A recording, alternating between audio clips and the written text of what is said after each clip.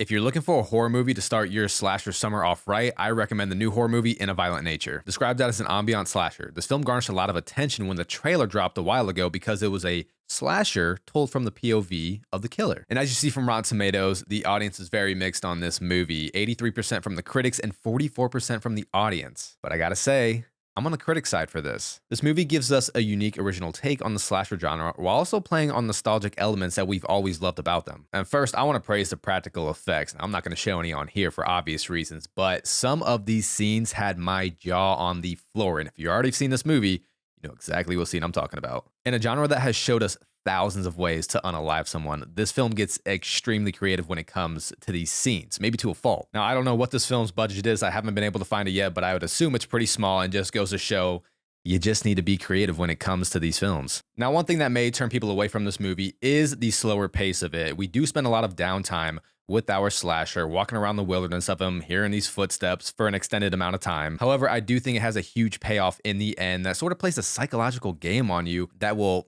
have you as terrified of our slasher just as much as the characters in this movie. Another complaint I've seen about this film is that the characters aren't likable enough. But has that ever been a concern when it comes to these campy slasher films, besides maybe Our Final Girl?